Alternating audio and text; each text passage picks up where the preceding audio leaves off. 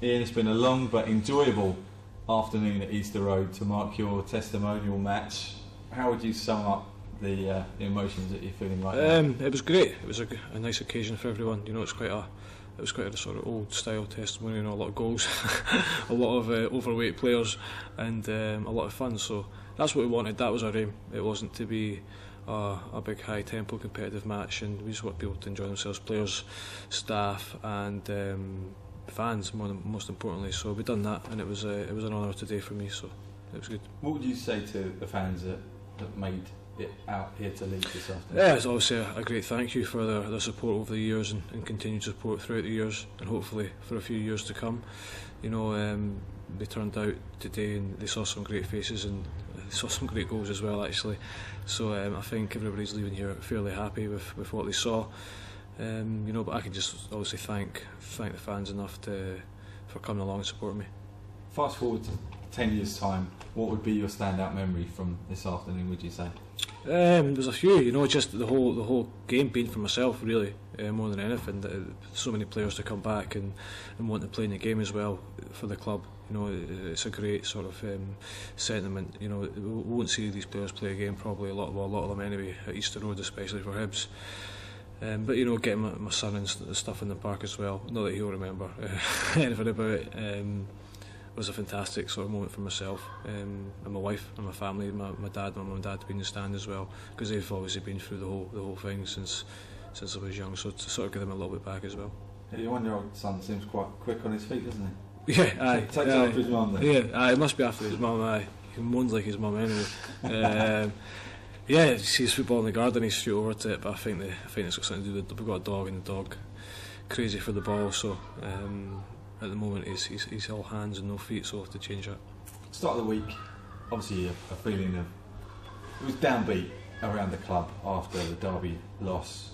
Hopefully this has helped to restore the feel-good factor. What would be your summary of that? Do you feel that it's made? Yeah, sometimes you need these sort of things just to get a little bit of freshness and a little bit of pick-me-up around the place, and I think we have got that day. You know, we've got a good core of supporters that will come and support the football club. You know, through thick and thin, and that's what supporters do, and that's what supporters, and in my opinion, should do.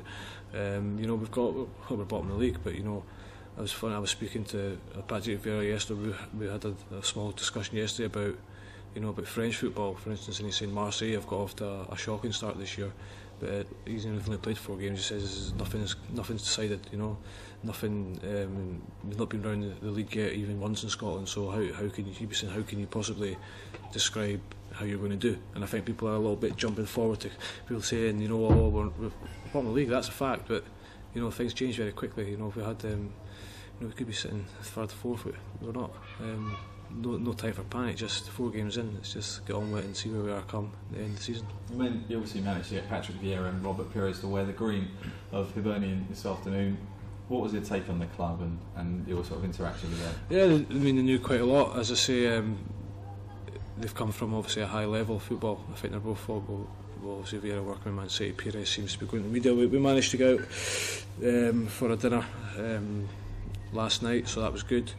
Managed to talk a lot about just football in general and see their sort of opinions, and it's something, you know, I've noticed that the higher up the level you go and the sort of older you get, they talk about the mental aspect of the game just as much as the physical aspect. So it's quite sort of refreshing to hear that and their take, and the stadium, they like the stadium and stuff like that. And I think Vieira said his ambition or something is to go to every derby in the UK, I think, or every capital derby, so you might see him at an Edinburgh derby sometime soon.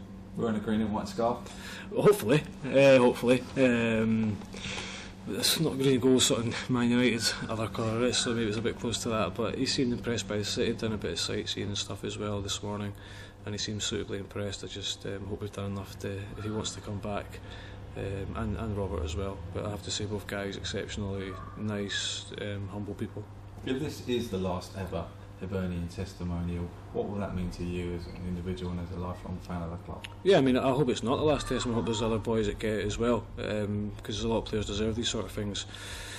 You know, and it's one of these ones. I know people were saying discontinuous service, all that sort of thing, and that was another thing that Vieira had said, that he respects anyone that has done 10 years, be it 1 spell, 2 spells, 3 spells, because he said that was an ambition of his that he never got to fulfil. He had 9 years at Arsenal, and he wished he had another year, but he didn't get it. So I hope there's other guys. You know, there is some good players coming through, and hopefully they can stay with the club as long as possible. But now with the Bosman ruling and stuff, it's very difficult. It's football's changed, so it will be tough. But hopefully we can see a couple more. Pleased that you made the decision then to sign for Hibs all those years ago and not Dundee United. Yeah, it wasn't really a tough decision, to be honest, at that time. I was once I knew Hibs were here, it was only really one place. So yeah, looking back from that day to now, it's obviously a lot of things have happened and changed, but it's a huge honour for myself and my family.